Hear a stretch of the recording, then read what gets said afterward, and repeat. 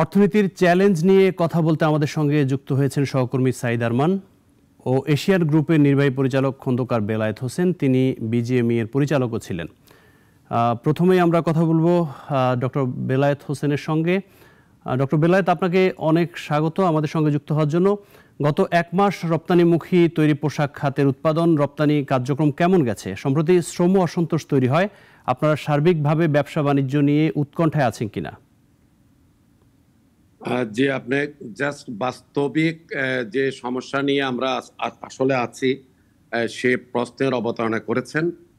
Actually আপনারা জানেন যে জুলাই মাসে যে একটা আন্দোলন রাজনৈতিক পট পরিবর্তন হলো, তখন 5 থেকে 6 দিন আমাদের উৎপাদন বন্ধ ছিল। এরপর ফ্লাড এফেক্টেড হওয়াতে আপনার সাপ্লাই চেইনে কিছুটা প্রবলেম ছিল। সে ধরনের বন্দর থেকে ঢাকা, আশুলিয়া, গাজীপুর আমাদের র মেটেরিয়ালস ইম্পোর্ট বা এক্সপোর্ট দুটো। এরপরে এখন গত 5 দিন ধরে আশুলিয়ার একটা অঞ্চলে 50 থেকে 70টা ফ্যাক্টরি, প্রথমে কম ছিল, এটা ক্রমান্বয়ে বাড়তে বাড়তে গত কাল ছিল বা আনুমানিক 65 ফ্যাক্টরি। জাস্ট বহিরাগত কিছু শ্রমিক নামধারী অযৌক্তিক দাবি নিয়ে আমাদের ফ্যাক্টরিগুলিকে প্রেসার ক্রিয়েট করে এবং শ্রমিকদেরকে বেরিয়ে যেতে বাধ্য করে। তো সেটা আমাদের জন্য মারাত্মক একটা অবশ্য আশঙ্কা এবং হুমকি।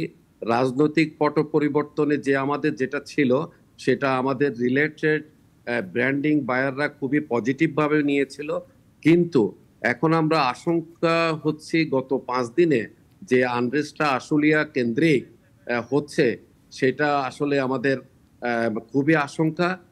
আর পাশাপাশি আমাদের যে প্রতিবেশী দেশ আছে ইন্ডিয়া, সেটা আমাকে বলতেই হয়। আপনারা হয়তো জানেন যে রপ্তানিতে চায়না 150 বিলিয়ন করে, দ্বিতীয় স্থানে আমরা আছি 40 বিলিয়ন, আর আমাদের পার্শ্ববর্তী রাষ্ট্র ভারত তারা করে 25 মিলিয়ন। আমি বেশি আতঙ্কগ্রস্ত হচ্ছি ভারতের কিছু মিডিয়া গতকাল এবং গত পরশু দিন বেশ কয়েকটি মিডিয়াতে জোরালোভাবে তারা প্রচার করছে যে তারা আশার আলো দেখছেন বাংলাদেশের রাজনৈতিক অস্থিরতার জন্য আমাদের বেশ কিছু অর্ডার তাদের দিকে যাবে। এই যে ইন্ডিয়ার খবর মাধ্যম প্লাস বাংলাদেশের মানে আমাদের যে গত 4-5 দিন ফ্যাক্টরিগুলি বন্ধ, এগুলি সার্বিক বিষয়ে আমাদের অর্ডার যদি আমাদের এখান থেকে আবার মাইগ্রেট করে বা মুভ করে, সেটা আমাদের জন্য নতুন চিন্তার কারণ হয়ে দাঁড়িয়েছে। খন্দকার বেলায়েত, আমি সাইদ আরমান, আমি একটি বিষয় নিয়ে একটু আলোচনা করতে চাই আপনার সঙ্গে। আপনি অস্থিরতার কথা বলছিলেন, ঠিক অস্থিরতা যখন চলছে, আগামী সপ্তাহে তো আপনাদের শ্রমিকদের নতুন করে বেতন দিতে হবে। তো আমরা দেখছি যে কেন্দ্রীয় ব্যাংক একটি তহবিল বেতন দেওয়ার জন্য আপনাদের তৈরি করে দিয়েছে, কিন্তু সেটি কিছুটা শর্ত সাপেক্ষে বলা হয়েছে গ্রাহক ব্যাংকার সম্পর্কের আলোকে এটি চূড়ান্ত হবে এবং কারখানাগুলো শ্রমিকের মোবাইল ব্যাংকিং হিসাবে এই টাকাটা পরিশোধ করতে হবে। তো এই তহবিলটা নিয়ে আপনারা ব্যাংকের সাথে যোগাযোগ করছেন কিনা? একই সঙ্গে যে ব্যাংকগুলো দুর্বল সেই সমস্ত ব্যাংকের সাথে যারা ব্যবসা করছেন তারাই তহবিলটি পাবেন কিনা? এই তহবিলটার ব্যাপারে, বেতনের ব্যাপারটা যদি একটু শেয়ার করেন আমাদের সঙ্গে। ধন্যবাদ। অ্যাকচুয়ালি এই বিআরপিডি সার্কুলারটা ছিল পয়লা সেপ্টেম্বর। আমরা যারা কমপ্লায়েন্স মেনটেন করি আমাদেরকে 7 ওয়ার্কিং ডে এর মধ্যে বেতনটা দিতে হয়। এই স্বল্প সময়ের মধ্যে যে ক্লজগুলো আছে বা যে সিস্টেমগুলি আছে এটা কাভার করে আমি মনে করি না যে এই মাসে আমাদের যারা রপ্তানির সাথে জড়িত তারা এই সাপোর্টটা কত পার্সেন্ট পাবেন, নাম্বার 1। নাম্বার 2, ওনারা ক্লজের মধ্যে নাম্বার 1 দিয়েছেন যে গ্রাহক এবং রিলেটেড ব্যাংকের সাথে সম্পর্কের উপর। তো বিশেষ করে এমনিতে তো ব্যাংকের অধিকাংশ ব্যাংকে লিকুইডিটি ঘাটতি আছে, আপনারা জানেন। তো সুতরাং যে ক্লজগুলি আছে আমার অতীতের অভিজ্ঞতায় আমি বলতে চাচ্ছি সেই ক্লজগুলি কাভার করে আমার মনে হয় না যে আমাদের 50% আমাদের রপ্তানিকারক এই সাপোর্টটা পাবেন। কারণ আজ 6 তারিখ, আগামীকাল 7 তারিখ, এটা আমরা 8 এবং 9 তারিখে আমরা বিজিএমই যেহেতু প্রত্যয়নপত্র দিতে হবে, তো প্রত্যয়নপত্র দেওয়ার পরে সেই পরিসংখ্যানটা আমরা অবশ্যই স্টাডি করতে পারবো।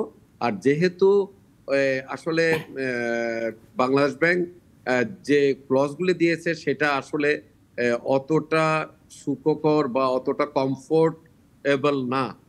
কারণ একদিকে ইন্টারেস্ট আছে, প্লাস আর একটা লিমিট, যার একটা লিমিট থাকে, আবার সেই লিমিটের বিষয়টাও আছে, প্লাস অধিকাংশ কারখানা সেই অনলাইন ভিত্তিতে ওয়েজেস পেমেন্ট করার প্র্যাকটিসটা নাই।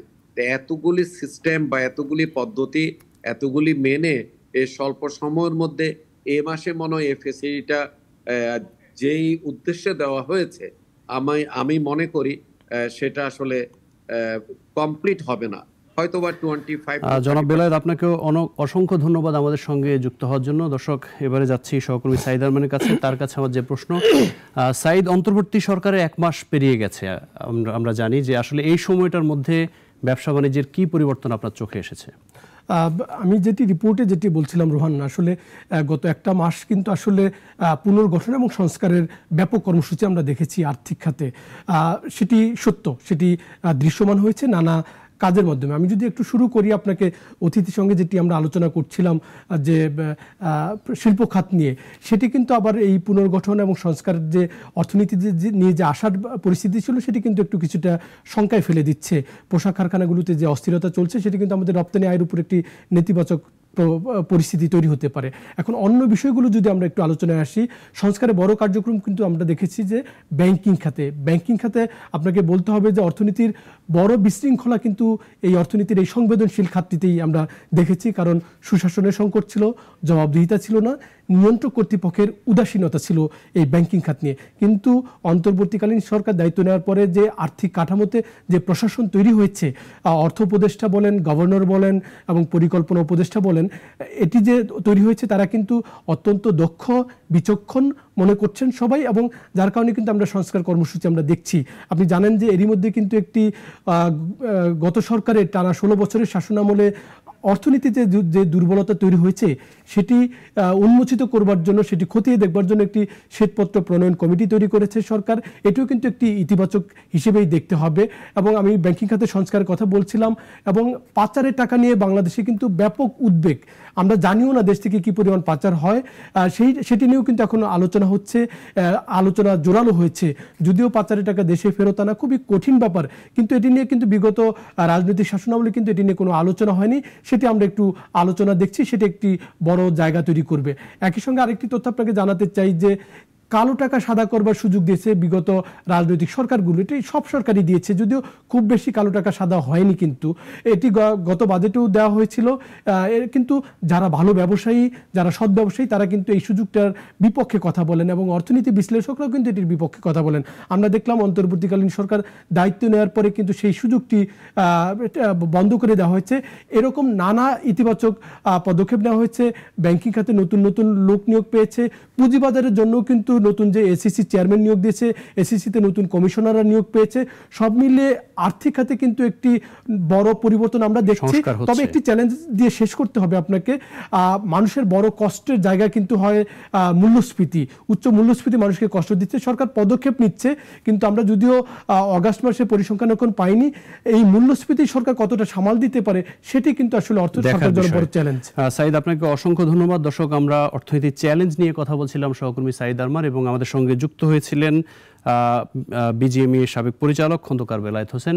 250-টিরও বেশি ডিজাইন অপশন নিয়ে ওয়ালটন স্মার্ট ফ্রিজ, বোঝে আপনার প্রয়োজন।